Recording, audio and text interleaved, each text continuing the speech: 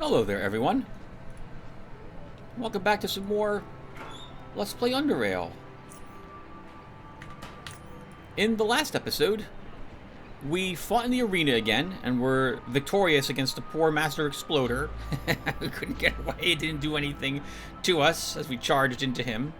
And we died a bit more, completing the Cortec first quest to coil spiders. I've been panicking about death stalkers this entire time, but coil spiders are apparently where all the death is at.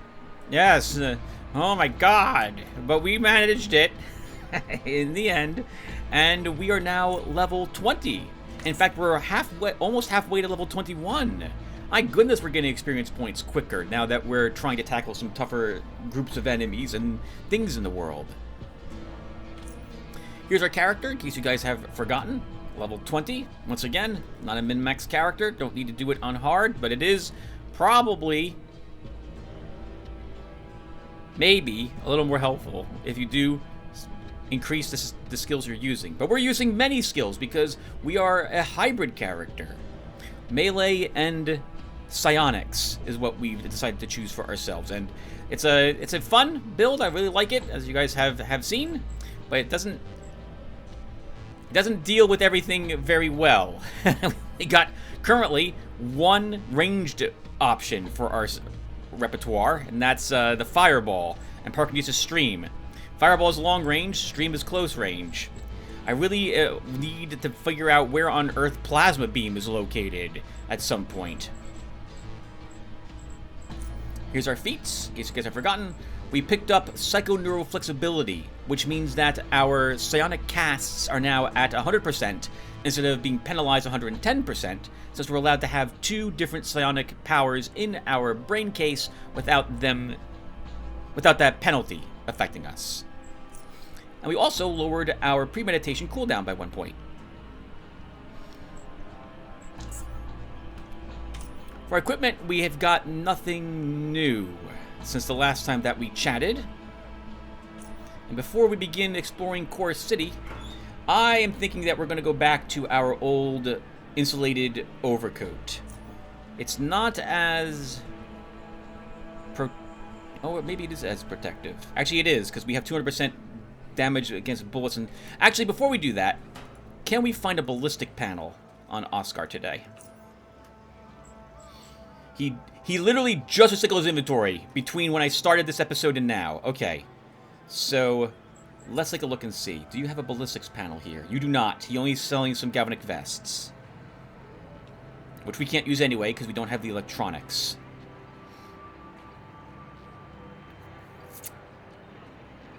Oh, he's selling some nice Kelver cloth, though, at 101 for bullet-stopping capabilities.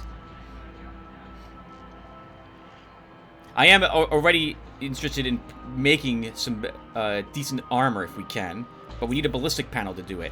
Maybe Darcia's selling one. We also should vendor some stuff to him while I'm here. Oscar, that is. Hello, sir. So, I guess the shotgun can be vendored for $250. He's buying one more firearm. He's also buying armor suits, is that right? 2 tactical vests. If I wanted that Kelver cloth... What is this one? That's a good amount of the cost of these. We can still get some more cash from him. I'll do it. Are you sure, Tim? You're going to be... I don't know if this is worth it. I'll take it anyway. Can always make some armor and sell it to him later if we don't use that cloth. Darcia, good morning. Do you have some sort of ballistic panel? You do not. Once again, the merchants are stopping me from making the things I want to make because they don't have the things I want on them. Always frustrating when that happens. Oh, are you looking to buy leather armor at least, Darcia? You are. And 2 firearms. Okay, we can sell a firearm to her then. Let's see. We'll sell the Luger. Off screen, I do run around to the merchants and vendor some of this stuff to make some small progress towards getting all of our trade goods traded, which is why you see that we're constantly running a little low on what's inside this barrel, because I'm trying to keep moving inventory. Speaking of which, in case you guys were curious, we're at 13,672 Stygian coins, which we're going to blow through once we get our home. I shouldn't do the home stuff. Really, I shouldn't, but I like doing the home stuff, so... Alright, anyway, viewer, hello. Darn it, I really wanted some better armor.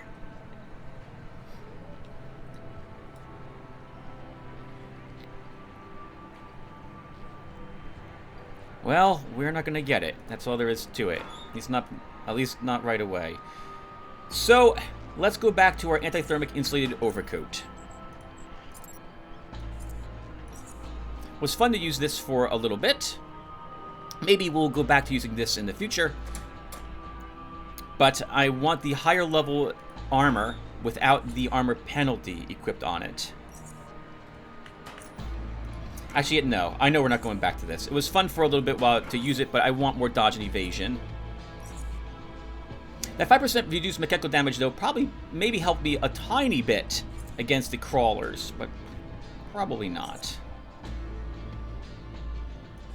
Could probably use a repair as well while I'm here. Let's do that. And then, viewer, it's time to explore Core City, something that we have not done. We've stuck to the arena, the merchants, and the entrance. We just stepped up into the residential area last episode, so why don't we go ahead and start exploring some Core City stuff. We'll start by picking the pockets of this missionary. Oh, speaking of which, we have the Hardcore City bar right here that I have successfully managed to avoid so far, so let's pay a visit to this place. You ain't from around here. Can't wait to go to the arena again. Oh, we already read it. You're the same type of person who was upstairs. I'll take his mushroom brew. Oh! 2 things before I forget. I think I'm carrying mushroom brew, which I don't want to carry with me. That can go here. Yes, I am. Let's not take that with me. It's added to the huge amount of prepared food we're sticking in here.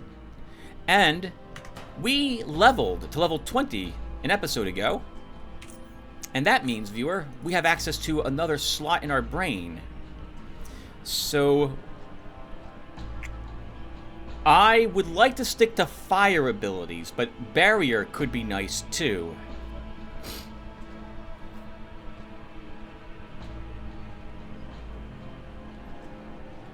Oh, I'm sorry, this is not the ability I thought it was. I thought this was the ability that puts ice around us to block attacks. This is instead something that puts ice on the ground to damage enemies that step on it. Oh, interesting. This must be something new. In any case, since I don't have a fire ability here, and since this is not the ice ability I thought it was, we're going to go back to slotting maybe contraction or increment. Both of these can be very useful. Increment for all our cooldowns, and contraction for helping us kill things extremely quickly. We're going to end up replacing this ability with a fire ability when we get, like, Plasma Beam or something. But at the moment, I guess we'll slot...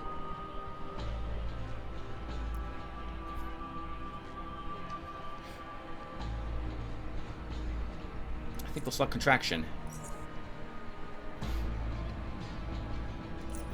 Actually, we're going to make this pretty. There we go. Enervate.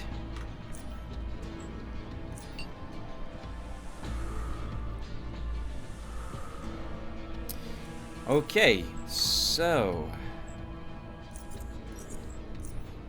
this also means we need to move all my abilities.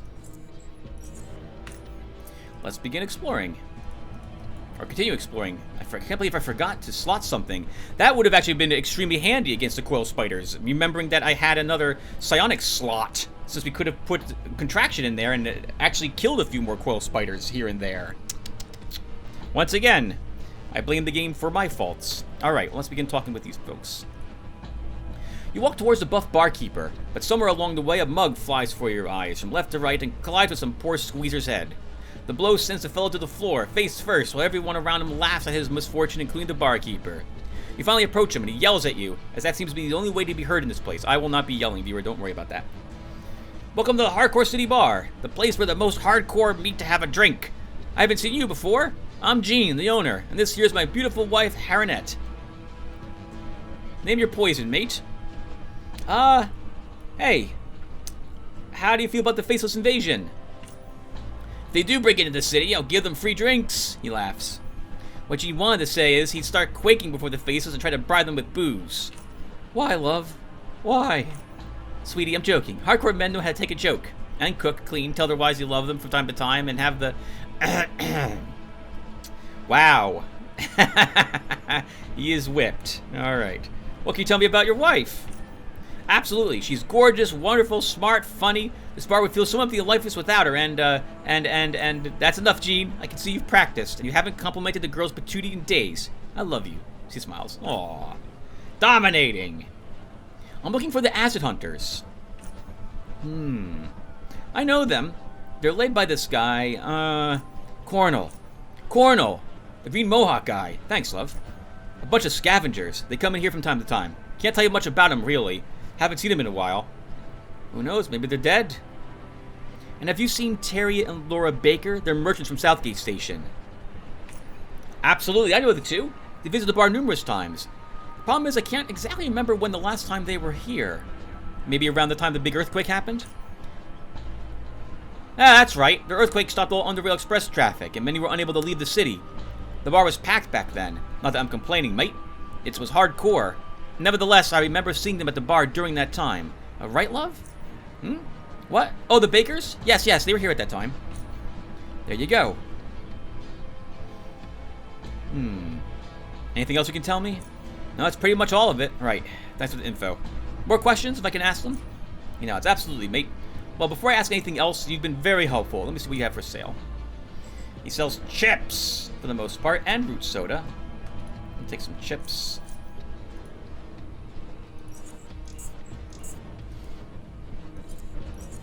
There we go. Alright, Gene. I need to talk to Gorski. He leans forward and speaks in a whisper.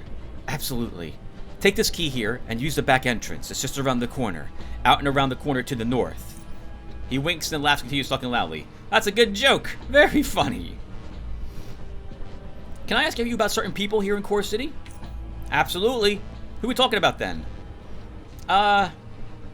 Merchants. Say the name and I'll deliver. Tell me about Mikola. Mikola Young?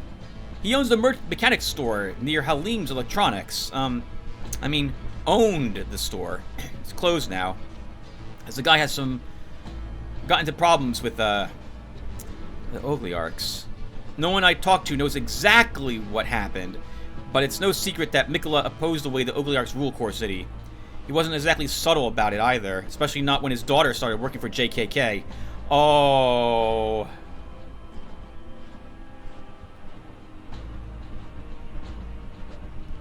You can imagine about how he felt about that, mate. In the end, maybe all that finally got him into trouble, he shrugs. Or maybe it could have been something else, who knows. Darn it! There was a little bit of me that hoped that she was not his daughter. Oh, well. Oh, well. Regardless, he got really ill following the recent events. His coughing is so nasty, it makes you appreciate the tranquil sounds of trains breaking. Poor guy got dominated by life. Man, don't I know the feeling of that. How about Halim, the electronics merchant? He's a different person than the rest of us. I never see him at the bar. He doesn't like going to the arena. He's an expert at what he does, but I'll be damned, mate, he's strange. I like him. He's quiet and intellectual. Those Chortists also seem pretty intellectual, if you ask me. Don't let them near you, hear you, love. They'll come swarming in. They'll drive all the patrons away. Let's ask about something else. How about regular folks? Say the name and I'll deliver. John the Beautiful. He's a nice kid. A bit odd with his food for information policy, but it's been working out for him, which is hardcore. You can find him behind the bar most of the time. That's where he hangs out when he's not at Moe's stall. He's also very cute. What? So, when I tell a girl she's got a nice patootie, you slam me over the head with a pan? But when you say someone's cute, it's okay? Shut up, sweetie. This is every marriage ever. Alphabet. What do you know about him? Not him. Just not him. He's absolutely derailed. I mean, he comes here from time to time and puts some stinking animal hearts on the table. I tell him to get lost. He tells me, and you're not going to believe this, he tells me, what the hell? Barkeeps are merchants. They should be able to buy what I offer them. Like, yeah, so how much will you give me for these hearts? Calm down, Gene. He hasn't shown up ever since you punched him in the nose. He laughs. He comes back sometimes, sits outside. Gives me collywobbles when I see him. Alright, let's change the subject. I need some general directions. Absolutely. Core City is simple to understand, mate. You are currently on the middle level of Core City. You've got your merchants here as well as the arena, and west from the bar. Just west from the bar. The whole eastern area of this level is the drop zone. Avoid it if possible. Nope, that's where we're going next. Above us is the residential area. There you'll find Core Tech, Praetorian Security, and JKK buildings, 3 major enterprises of Core City. Above that is the entrance, or exit, however you see it, to Upper Underrail. Below us is the lower level, which has the main entrance, and below that docks. Sewers also, but you absolutely don't want to go there. Also, the lower level can be accessed through the underpassages, but people rarely go there because of the lurkers. You know about that. As I said, Core City is quite easy to navigate, mate. He laughs. A little confused by those directions, but I know the way around here. Okay, thank you, Gene, very much. And your wife? Can we talk with her? I'm so sorry, so we got a lot of work to do. Talk to my husband if you need something. Nope, not allowed to talk with her. Okay, so I should go upstairs. Come on. Oh, there's this gentleman too, George. But we don't have any persuasion or intimidation, so I don't think we're going to get him to open up about some stuff. We'll talk with him later. I'll take both his mushroom brews, though, and put them in our stash. Should have drank them when you had the chance. Alright, let's see. There we go. I also have too much stuff.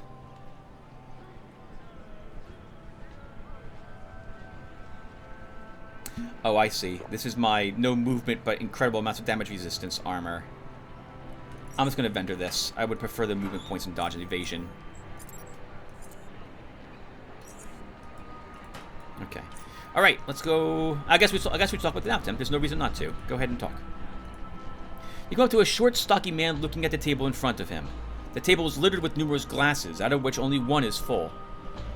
As he picks it up, your eyes become drawn to a sizable coal-black tattoo on his right arm.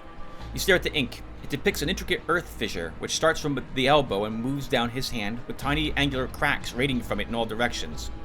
Upon looking more carefully, however, you realize that the center tattoo is actually a large scar, further making the tattoo its embellishment. Your curious air provokes an indifferent one from him, as well as a couple of words expressed in a mildly annoyed manner. You need something, bud? You have an interesting tattoo there. Who the hell are you and what do you want? No one. Sorry for bothering you. It's not going to go well. Let's just pick his pocket. Oh, we already did. We already did. And is Abram up here? He is. Okay. Oh, and there's Coral. Okay, so we'll get a chance to get an item to put on my hot slot then. Let's first pick everyone's... Oh, and there's Ethan Ford, too. All right, we'll do a bunch of pickpocketing here while we're in the area then. Am I even carrying any normal health hypos? I am.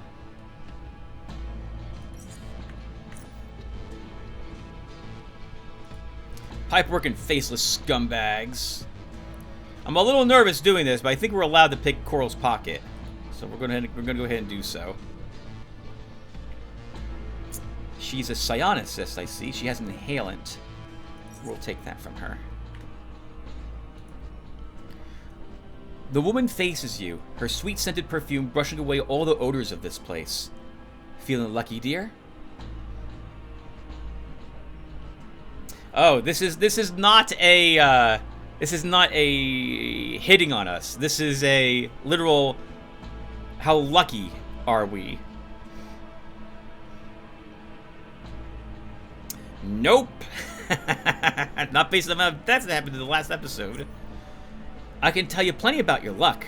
I can tell you about yourself, about your future, and I can uncover the secrets of your very self. She looks at you intently. Mesmerizing eyes she has, deep and rich in color. I'll bite. Speak. Her eyes lose a bit of their flare and vividness, but still it's as if they're the ones speaking to you. There's a way, my dear. There's many a way. She opens her palm and gently traces its natural lines with her other hand's fingers. One way is palmistry, the ancient art of reading palms. I've been blessed with such a gift, to interpret the meaning behind the lines, to understand the deeper mysteries of what makes us. Us. Well, before you do that, what are those things you carry with you, those chopped off animal legs? These? Her hand moves towards her belt, taking a somewhat longer path as she brushes her naked belly. Then she gently raises what looks like a dried hind foot of a cave hopper. You see other feet, paws, claws, all preserved the same way and fashioned to dependence. Her hand passes elegantly over all of them. Any one of these will bring you good fortune, my dear, but some more than the others. Different charms work for different people. If you let me read your palm, I'll even be able to choose a perfect one for you. Sure, why not? Certainly, my dear, certainly. For a humble fee of 20 charons, I could tell you so much about yourself and what awaits you. We have the money. Here you go. Give her 20 Sijin coins. She collects the money with one hand while gently holding yours with the other one. She removes your glove and carefully inspects your hand. Yes, yes. She has nice, nimble fingers. What do you see? She begins tracing the lines of your hand with her fingers. The lines. They can show me everything about you, your emotions, your wits, your health. But let's go over them one line at a time. Her finger traces a line going straight across the palm, from the edge underneath the index finger to the outer edge on the other side. This is the headline. It reflects your mind. It tells me you're an intelligent man, capable of solving great problems and of a voracious appetite for knowledge. Certain people got their head and heart lines fused into what our palmist calls the simian crease. These people have special gifts and can sometimes be of a very intense nature. You ain't got it, but take note of folks who do. She then traces a slightly concave line just above the headline going underneath the fingers. The heart line, a pure insight into a person's emotions and love. The line tells me you're an emotionally stable man.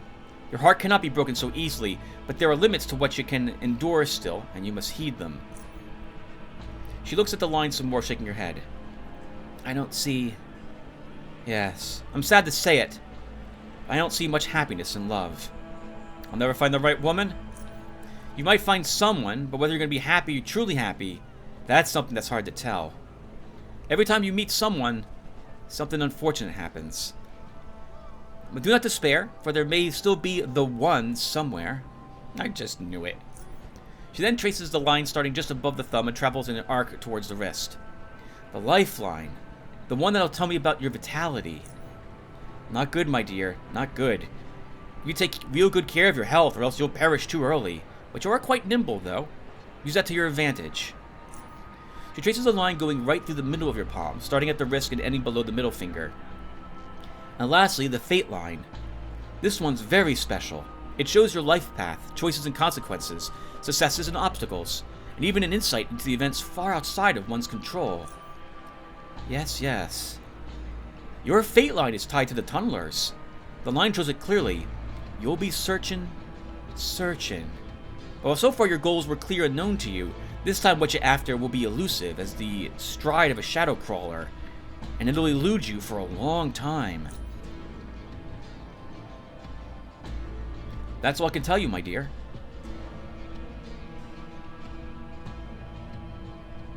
So before we choose an answer here, I think we're just gonna choose interesting.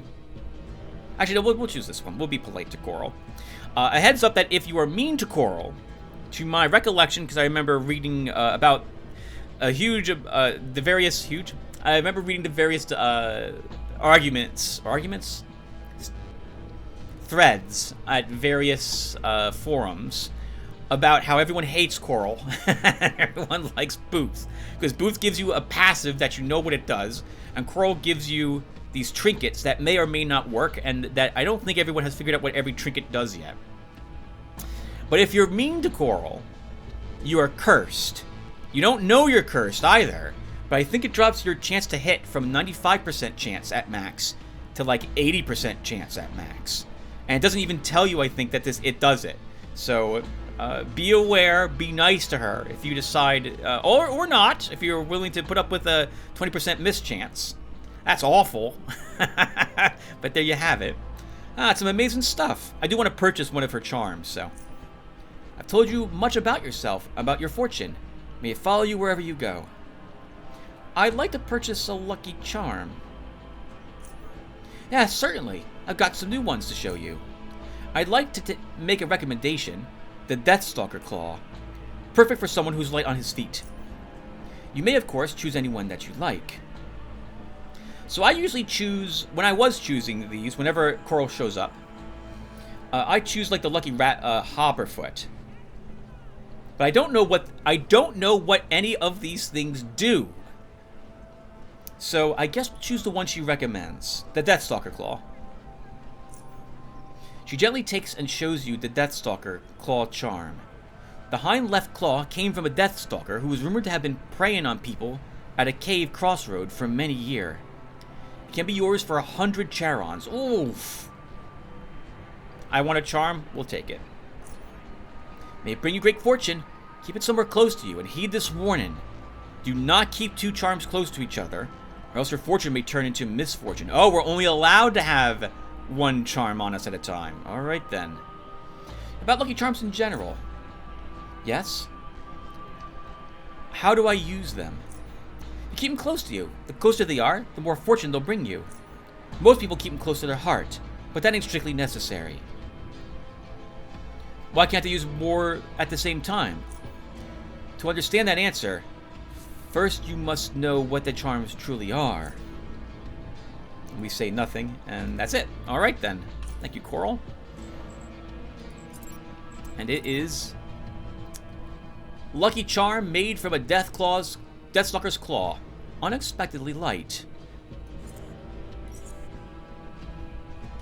So did this... I don't think this does anything to us here. Let's see. So our dodge and evasion does not go up. And if I kiss it, it doesn't go up either. We don't see the numbers increasing. It's 5 action points to kiss it. You better believe I'm going to kiss it a whole lot in combat. In order to, I guess, have a little bit more theme for our character. Besides, it's on our hotbar. We should probably start using it and see what it actually does.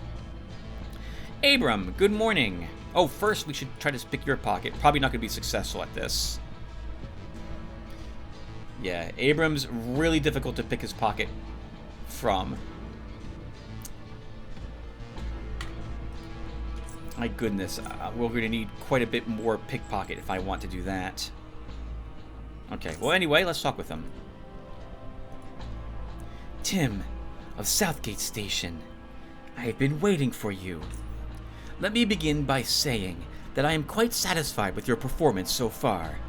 I informed my associates of your competence, and we've reached a decision to use your abilities again. Are you still interested? Yes, I am. Good. I'm glad you said yes. You have displayed a certain potential, Tim of Southgate Station. A potential that few possess. I've been informed you have already met Jack Quicksilver. Good. Him and I are part of a certain organization whose name will remain unrevealed for now. What I want you to do now is go and speak to Jack. He is waiting for you outside the bar. He has work for you.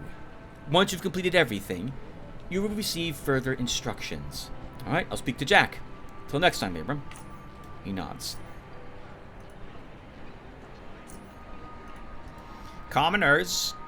Let's see what common stuff they have in their pockets. 6 coins. We have $100 now to acquire to make up for what we spent on that charm.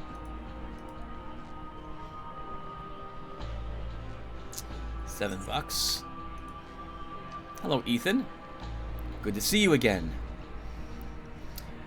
Ethan, could you teach me some more advanced temporal manipulation abilities? They require a bit more effort on my part, and a bit more time for the student to fully learn. More time than I usually spend in one place. And, well, I'm not helping myself by telling you this, but those few who stick with temporal manipulation tend to find it simpler and cheaper to just use psionic imprinting for the more time-consuming abilities. You know, one of those single-use imprinting devices. Add to that fact that the young psionics would rather spend the time on learning implosion, or say, cryogenic orb, and you get the whole picture. Tell me more about Arthur Kane, your mentor. Arthur Kane. I remember I was going through puberty when I first became aware of my abilities. You see, I had that innermost desire every, or almost every, teenager has in that volatile part of life. Desire to become an adult. I wanted to skip the stupid childhood and move to the better part of life. When I become my own man. When no one can tell me what to do. When I'm in control of my life. Yes, yes. The usual foolishness. But through desire came its manifestation. I first noticed my beard and had started growing at an abnormal rate. It was so full and it made me look like an adult man. At first I was ecstatic. The time had come. But as my body started changing so rapidly and was causing me great physical pain due to it being unable to endure the rate at which it was developing, I became scared. And then it stopped. I was in control of my time, somehow, but not truly. I needed help. Arthur opened the door to his shack. That quirky old man living by the river was staring at my beard, which was longer and fuller than his own. And he looked just like a typical psionic from the old tales. You know what I mean. White beard, glasses, simple robe, a flat cap. The quirky old man was a temporal manipulator. He instantly realized what I had been dealing with and what I had the potential to become. A great manipulator myself. His wife had died years before and they didn't have any children, so he dedicated all his time to me. He taught me how to control time and how to control myself. Even though my parents did not like him, even hated him, not unlike the rest of our settlement, they knew I was too old and that I had abilities that needed to be kept in check. So they allowed our friendship. Years went by, and I became older and wiser. Arthur Kane taught me more about life than any real father did. Than my real father did. It's not that he didn't want to, he just wasn't Kane. I became an expert temporal manipulator. But that same desire that made me want to become an adult earlier was still burning inside me, only somewhat altered due to my focus on different aspects of time. I wanted to become like Kane, to achieve his level of temporal experience, the temporal side of life like his. I was yet again foolish and should have listened to him. To manipulate time, one first has to let time manipulate him. His words. I tried becoming better before my time, and angered my mentor by doing it. Our relationship soon deteriorated because of this, and one day I came to his front door, and it was locked. He had left. I cannot say I behaved rationally at that time, but after a while, let's say, I realized my mistakes, but the consequences I had to endure. Yes. I lost my mentor. He could have helped me so much more, taught me so much more. But that thing he said to me, one of the last things he said to me, in fact, about manipulating time, that was the moral of the lesson I had learned much a bit later. The ultimate lesson.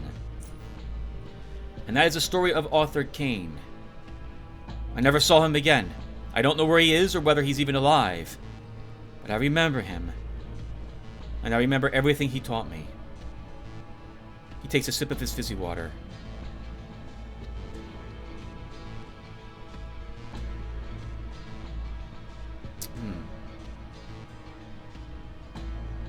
I never thought a man could grow a beard through sheer will.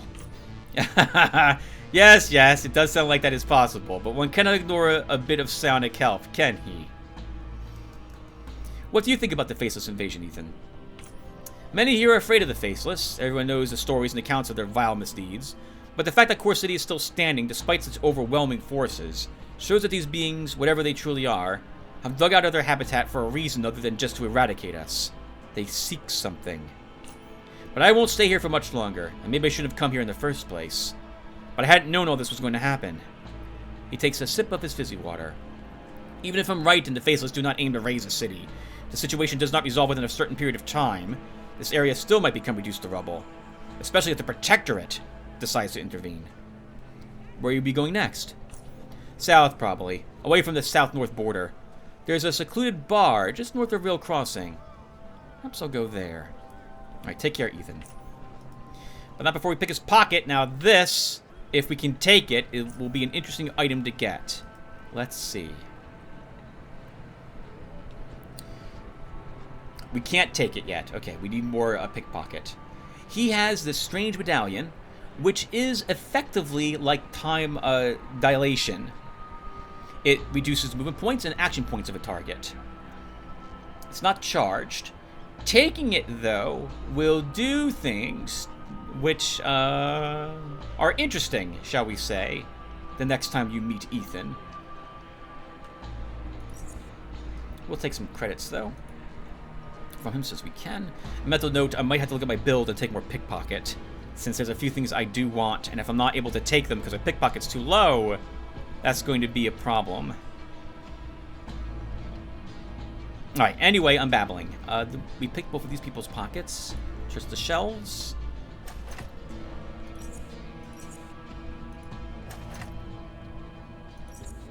And go upstairs.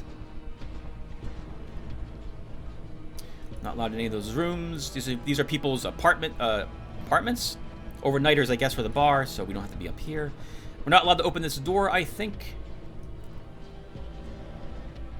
Can we talk with Coral really quick again? Back for more, my dear? You have anything to trade? Actually, where will I find you next time I need something? Wherever fortune brings us together, my dear. We'll find each other. Don't you worry. You have anything to trade? I got some nice leather from the animals I caught. Interested? Yeah, show me. So she buys foodstuffs and raw leathers. She's not selling anything I'm interested in. Yeah, the leather quality is really poor.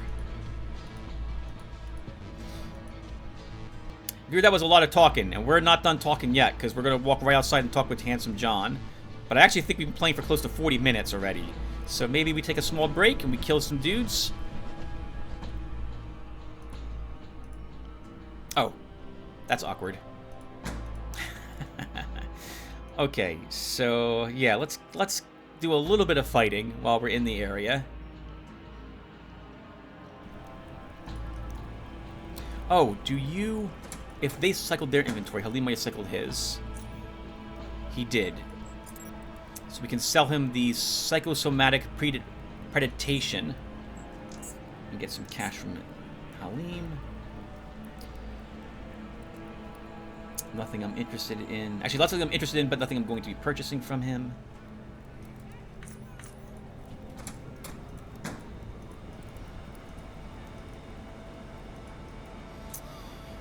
Oh, okay, right. So we're also working on the next whatchamacallit quest, right? The Core City quest. Core City quest? The quest for Core Tech.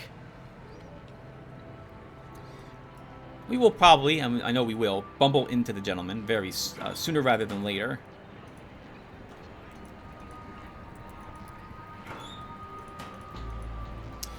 Alright, so... it's going to be trickier than it usually is. Normally, I do the battle over here with my characters, but I don't have any real long-range abilities to help me here, with the exception of Fireball.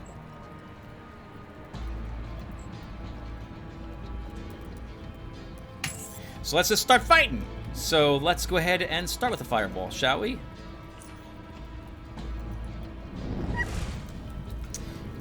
We set someone on fire, because I hear, yep, burning. It's this old gangster I want to kill first, if we can.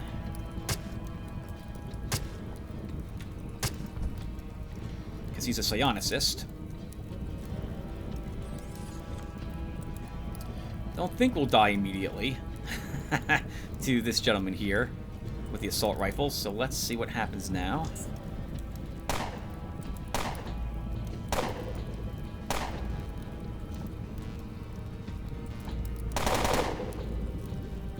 Increased dodge is very nice.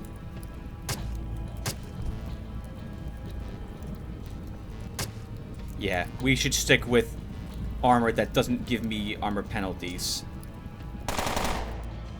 You just killed your friend! I approve. Wow! That was easy, but I am probably 4 levels higher than I normally am when dealing with these folks in Core City. We'll take everything, and everything I don't want we'll stick in a barrel. This one in particular. Hold on, anything else here? Nope. This area leads to some Faceless. We'll still check it out really quick, but I don't intend to kill Faceless.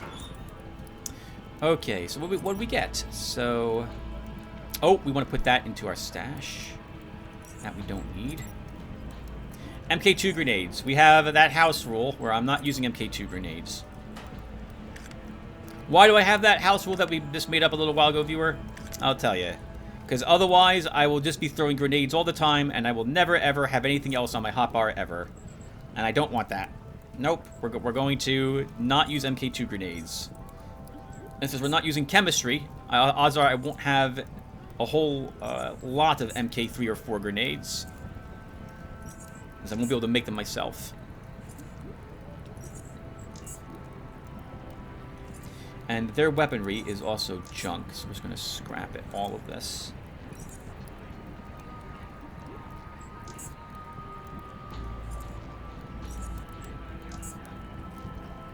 That's the only thing worth keeping from this group. Okay, we got a bunch of bits. Let's go ahead and make some repair kits. Might have to start selling fabric repair kits, by the way. We have so many fabric scraps.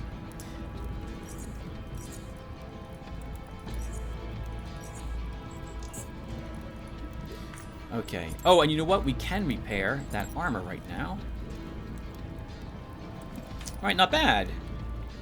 So a little battle over just as it started, in fact. Do I have any, do we have a power cell?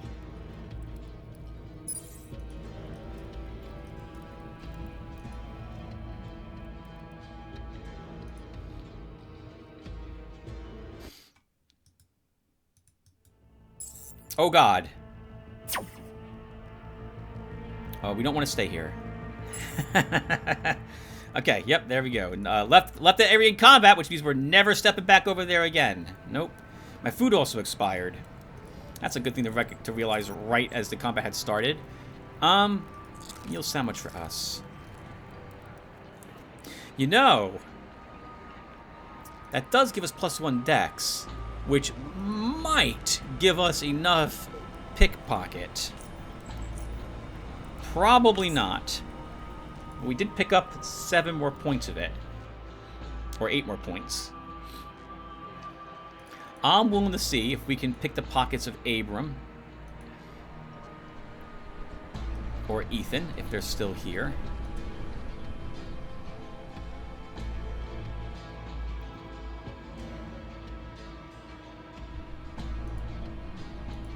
Coral's still here. You probably still can't get anything from Abram, is my guess. None of the things oh, we can take some of his drugs now. I'll take a morphine shot since we can't take anything else. That's good to know. We're close to being able to get his other stuff. And Ethan. We already picked Ethan's pocket, so I can't take anything else from him without angering him. Which gets all of Core City angry at you, and is simply not worth it.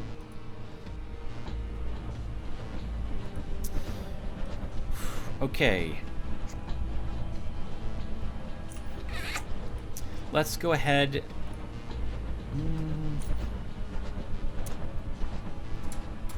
I don't want to talk to Beautiful John yet. I will do that in the next episode. That's going to be a lot of talking and walking back and forth. Oh, I didn't search this barrel? I have a barrel right here we completely didn't search. Oh, and I have some stuff I want to store. So...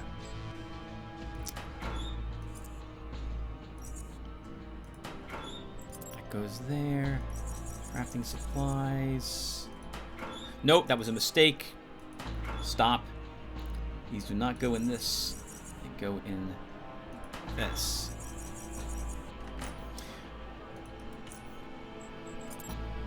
Oh, I also have some cave... When I pick these up, I'll keep them. Bullets! Bullets can be stored over here. Alright, viewer, I'm going to put a small break here to see how long I've been recording for, so give me a second. Hello, everyone. A surprise! Here at the end of the video, we are not in Core City at the moment. It's been several hours since the first part of this video was recorded. I went out and got lunch, I had to do some shopping, and prep to deal with the fleas I still have in my house. It requires chemicals and supplies, so I've picked some of that up and we'll be handling that in another day. In any case, it's...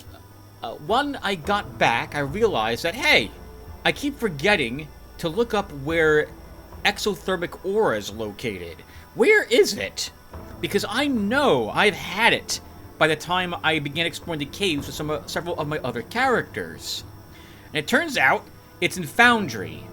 And it's in a particular place that I was never going to go in until quite some time later. And so now that I know it's here, we're going to wrap up another quest in Foundry. And while we're here, we might as well turn in some of the super steel blueprints that or schematics? The information that we picked up upon how to better process charons to extract more perfect super steel from them. So let's first talk with Bernard. What you need? About super steel. You up for melting some charons then? Actually, I found some super steel refining data. Hey! You actually managed to find something. That's golden. I'll be bringing this data to Andy as soon as possible. Alright, never mind. Let's talk about something else. And take care, Bernard. So we lose that blueprint, but he'll now... Man, I don't know the numbers, viewer, and so this is probably a lie, but I'll just say it. I believe the minimum quality has now been improved by like 30 points, and the maximum quality by like 10 or something to that effect. I should really look it up before I begin spouting numbers, but I believe the minimum and maximum values for super steel have been improved now, and I think there's 3 total blueprints you can get for refining super steel. I will not make super steel until we get another blueprint. And I know where one of them is. I think it's in another lab, located in Upper Underrail, in the northwestern section of that area. We may go and do that later, before we... No, well, I'm not going to be making super steel until after I have the house and spend quite a few thousands of charons on it. Since I want to have a place where all my stuff is located, nice and sorted, and potentially have at least one workbench in the house as well. Anyway, while we're here, why don't we visit this one house whose door doesn't turn red when we hover over it. Evelyn. Hello, Evelyn. What are you doing here in the dark? This young, attractive woman seems to be the only person present in this quiet home. Even at first sight, it is clear that this woman shines as bright as a diamond in a bucket of coal when compared to other women you've seen in Foundry so far. Her beautifully elongated face and her slim yet curvy figure form a striking image, which is sadly smudged by one tiny imperfection. Mild swelling and blackness around her tired green eyes. She is the first one to speak. Good day. May I help you somehow? Hello. I'm Tim. I apologize if I'm disturbing you, but I'd like to ask you a couple of questions. She smiles. Well, since you're so polite, I suppose I'll have to indulge you. My name is Evelyn Ingram, Tim. What would you like to talk to me about? Oh, how do you feel now that the mine has been reopened? Well, if it isn't the boss himself. The mayor and chief want most of the glory for themselves, but I know who did all the hard work. It takes one brave, strong, capable man to do what you did. If you ever find a break from doing heroic deeds, you could perhaps find some time to tell me all about your endeavors. I'd really love to hear it. The way she speaks reminds me of Katrina from Quest for Glory 4. What can you tell me about Foundry? About Foundry? Foundry is well known throughout Underrail for its rich mine, and because we're the largest exporter of iron in the region. That allows us to afford a strong defense, which we need if we're able to defend ourselves from raiders. Unfortunately, Foundry is also the most polluted station in the region. Life expectancy isn't the best either. To tell you the truth, I don't care much about this place. I'd leave it if I could. And who are you and what do you do around here? I don't think it would be very smart of me to discuss personal information with strangers. But you seem like an honest guy, different than the ones I'm usually surrounded with. I don't know what to say about myself. I was the wife of the former Foundry Guard Chief, Michael Ingram. You might have heard of him. Sadly, he died some time ago from a heart attack, leaving me all alone. Oh. I'm sorry. Maybe we should change the subject. Don't feel sorry. While it is difficult for me to speak about it, sometimes it's good to speak about these things. And you seem like a good listener. Anyway, I was really shocked. Sorry, something was going through my head when she said that. That reminded me of a little story I could tell, but we'll tell that story later. I was really shocked when he died. All was well until one day he suddenly fell, dying before he hit the floor. Dr. Stevenson told me that it was a heart attack. Apparently he had been overworked and overstressed and slept too little. Not to mention the quality of living conditions here. In the end, all that got to him, leaving me to cope with loneliness. Losing a man I love like that left a hole in my heart I don't think I'll ever be able to fill again. I don't know. Who knows? Maybe it's time for me to move on. I am young. I still have so much to live for. It's complicated. Maybe that's enough about that subject. So, even the first time I was here and talking with Evelyn, there's two things. Number one, I didn't get the impression that she was really coming on to the main character. I got the impression that she was having some sort of midlife crisis, and I wanted to leave her alone with her thoughts to think about what was happening.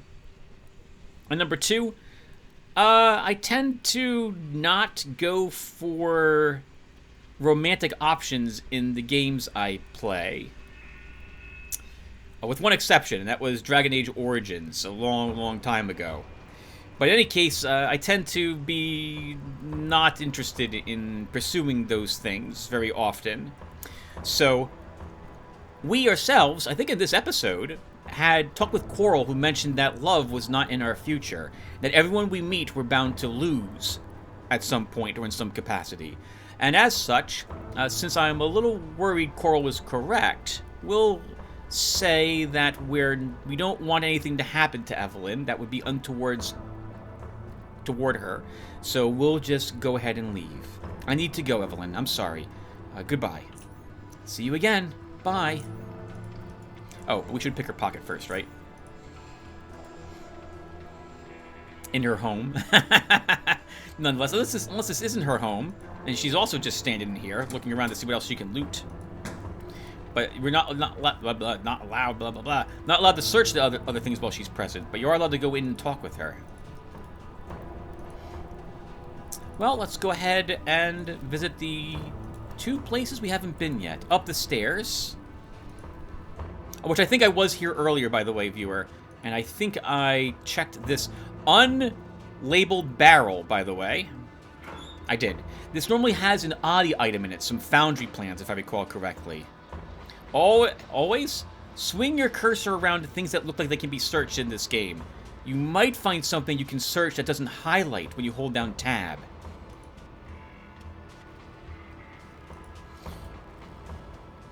Mysterious man. Hello, mysterious man. You have any mysterious items in your mysterious pockets? It says 16 Stygian coins. A slender figure stands in your way. Who goes there? Tim? Leave. Can we do this again? I'm the one who wants to see what's behind the door. Okay, he's not gonna let us in. I don't feel like picking fights with people today who are just guarding some place and don't want anyone in it. That's fine. You're allowed not to let in. You're allowed not want anyone into the place you're guarding.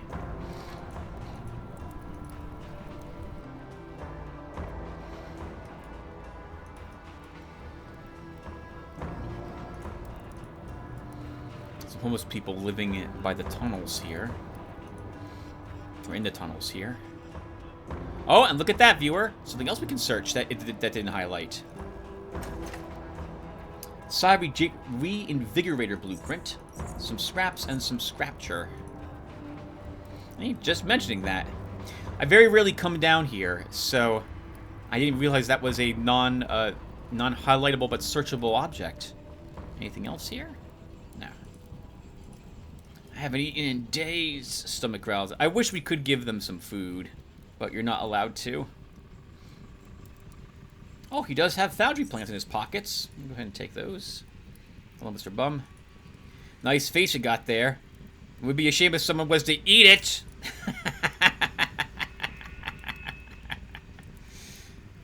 Oh, I feel so guilty, but I'm sorry. We have pickpocket. You should know by now that we're going to use it. You look well fed. Good. My goodness, these poor people. If all of them are talking like this, then the only thing they're thinking about is food. And some sort of strange back entrance, huh? We have hacking 10, thanks to something we have equipped. And I've also got a Hacksaw MK3. Very rarely will we get a chance to actually utilize this. What's my hacking skill? 0. So we can go ahead and at least get through this.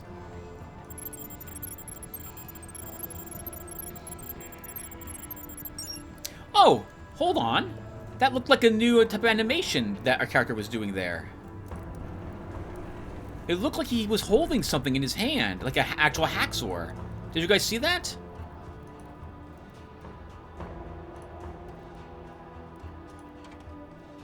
And lockpicking 10. Well, we definitely have that.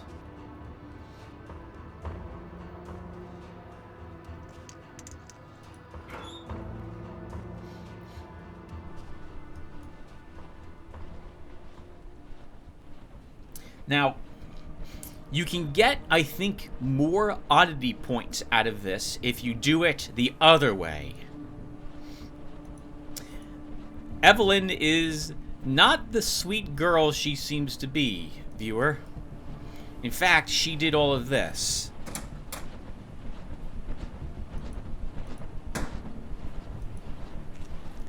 Yes, all of this. She is a psychopath and a mass murderer. And if you flirt with her, she will invite you down for dinner at her place with the hint that you and her can get it on together. Indeed, you are stripped down to your birthday suit when she shows back up with a butcher's knife to slaughter you. It's a piece of jawline with teeth. It looks human. Good God. But it is worth 225 experience points. We're taking it. You end up falling down this shaft into this room. And she comes down here to get you. And without any weaponry, she is a nightmare to deal with. She's also drugged you so that you cannot use any psionic abilities. It's a lot of fun to try to run around this area and hide from her as she searches for you while you deal with the way of trying to escape her. And there are several ways for you to do that, actually, which I found amazing. You can utilize turrets, you can make yourself some weaponry to kill her, and you can shock her to death. Lots of ways to get out of the situation you put yourself in.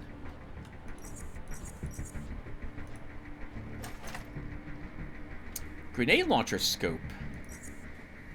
112 sniper rifle frame. Got the lens and some garbage there. We'll take all of it. I'm sure she won't mind if we help ourselves to all of this stuff. We don't know where we are yet, anyway. It's a sketch of some sort of semi-amorphous tentacle monster crawling out of some manner of container. Ooh, creepy. A small piece of paper has Evelyn 76543 written on it. That's actually not a bad password. You just need one, like, special character for your name. Tichrome hair clip. A brilliant hair clip made of tichrome and diamonds. Perhaps one of the wealthier merchants would be interested in it.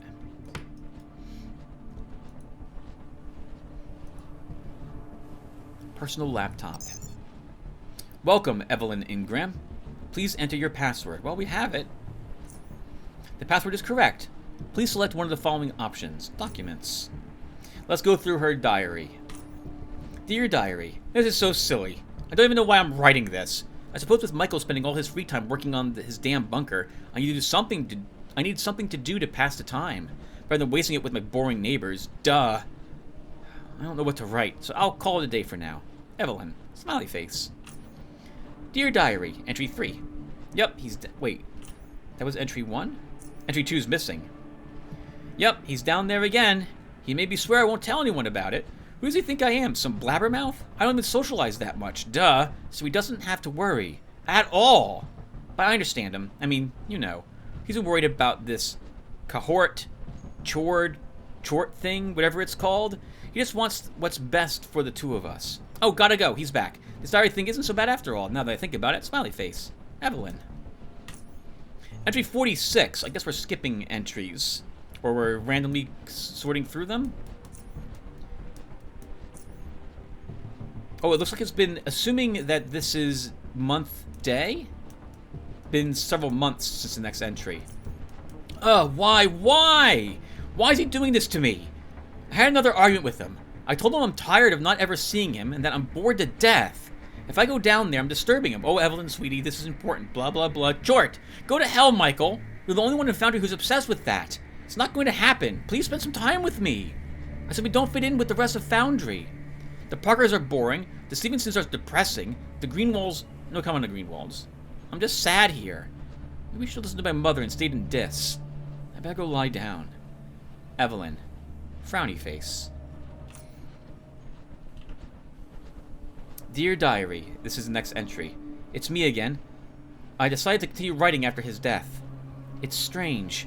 But this diary thing seems so foreign to me. Even though it's been, what, a month and a half? Oh, a month and a half. Okay, so it's only been a month and a half. Okay, I got the numbers wrong. It's all upside down in my head. I read my previous entries and what I wrote about Michael. If someone else was reading it, he or she would have thought I hated that man. But a black hole in my heart says otherwise. I just wanted some attention. He was busy working on this bunker all the time, worried about that stupid chort.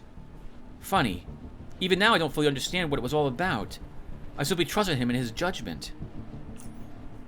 The bunker is beautiful, though, now that I spend some more time here than upstairs. Especially because the ventilation system keeps the air so clean and fresh. Going back up causes me to cough instantly. I'm still barely talking to people. The whole Foundry was there on funeral day, and I swear nearly everyone said at one point or another, "If you need anything, Evelyn, we're here for you." Tomorrow not a single soul in sight. Typical. Well, that's all for now. I better find something to do. Bye. Evelyn. Next entry. 55. Last one was 49. Dear Diary. Life has become living hell. Being alone is not working out for me. Go figure. I simply can't take it anymore. I'm too young, and I can't be stuck in this block of concrete for the rest of my life. I need company. I really need someone to hug me again. Michael, I hope you'll forgive me. I love you. Evelyn. Entry 68. Dear Diary. Jeremy left me today. When I first met him, I felt something I hadn't felt in a long time. A long, long time. He made me laugh. He made me happy. He made me forget. I thought he was the right one to pull me out. But today he told me we're breaking up. To tell you the truth, he said something about me being a recluse, depressive, or whatever. At some point, I just stopped listening. I felt betrayed, infuriated. I felt like I was about to explode. And I felt the urge to grab a knife. And so I did. I'm going to lie down now. I feel tired. Evelyn.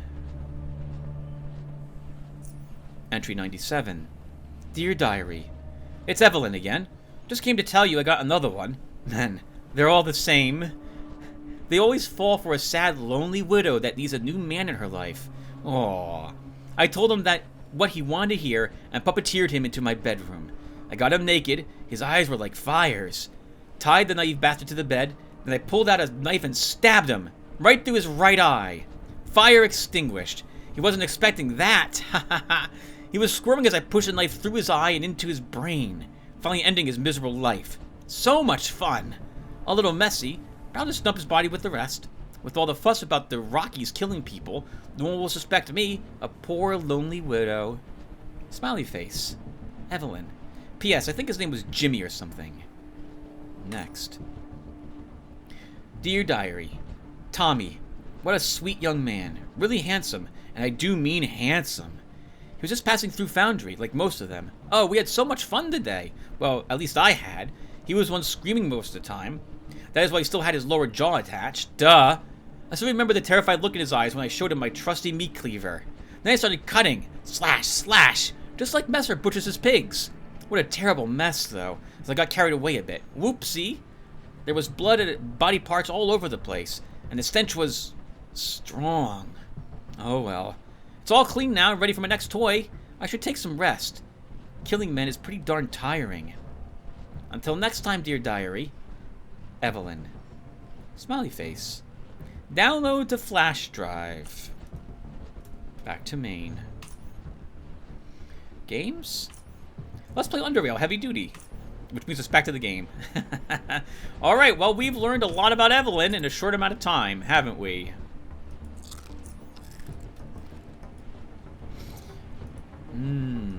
We also now know whose place this is.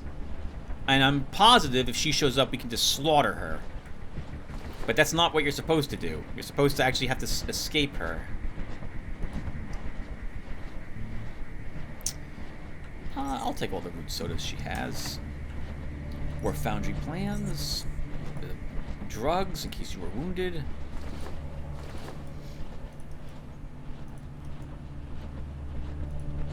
Two currently unpowered auto turrets and an electronic lock. We need the key card for that.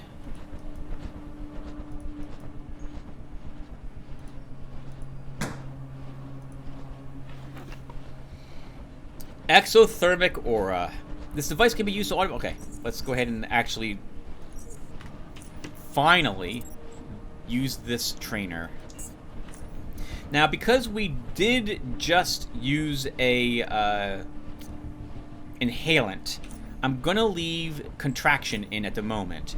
But the next time I do get a chance, we'll drop contraction and we'll put exothermic aura in. And with that, we should be able to handle Deathstalkers without too much trouble.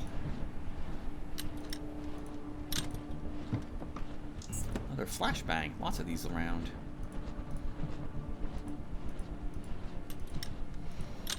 If you get her in here, for example, you can flip the power box, which will electrocute all the ground here and instantly kill her. You can turn on the sentry turrets and kill her too. You can craft a weapon in order to kill her, and fight her, have a chance to kill her. It was amazingly fun.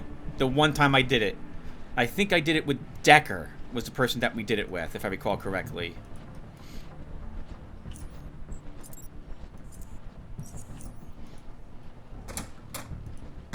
Since he seems like the type who would indeed be interested in a widow. A cute widow, in particular.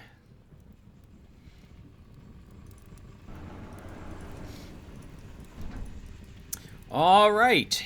Well, now that we've learned that, and this is now we have this blueprint about Evelyn,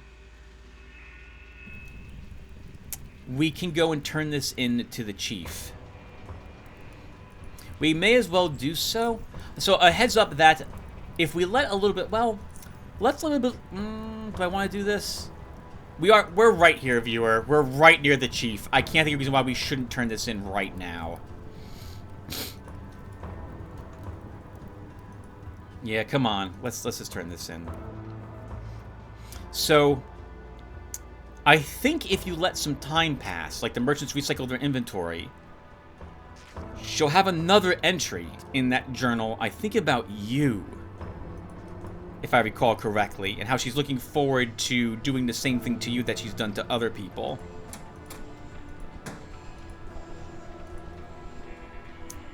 Yes? Chief, I'd like to talk to you about Evelyn Ingram. Yes? What about her? I found evidence that she's a murderer. Take a look at this. Give him the flash drive with the data from her computer. The chief carefully examines the files from the drive. You wait for him while he does so, but it doesn't take long for him to return to you. This is serious. We've had some people gone missing lately, but most of these disappearances were attributed to creatures from the mine. I'll send a few men to her home at once. Is there anything else I need to know? That's all I know. Good. I'll send a few men now. You wait here with me.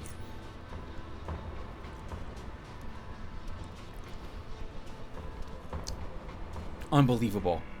A hidden bunker full of corpses. I can't believe Evelyn, out of all people, was capable of committing such monstrous murders. My men are still on the scene, and you, I thank you for notifying us of this.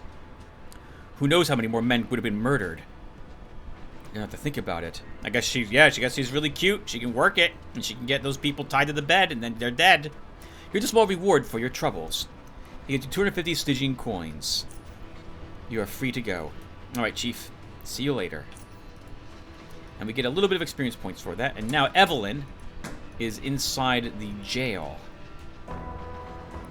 And we will go back to her house right here and search the upper area a little bit, since she shouldn't be here anymore.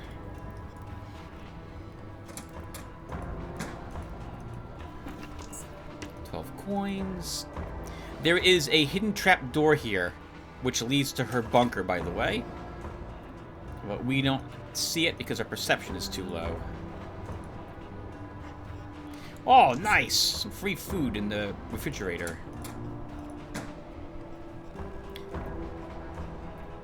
I think this is where she ties you up, and you manage to leap down the ventilation shaft there to get away from her.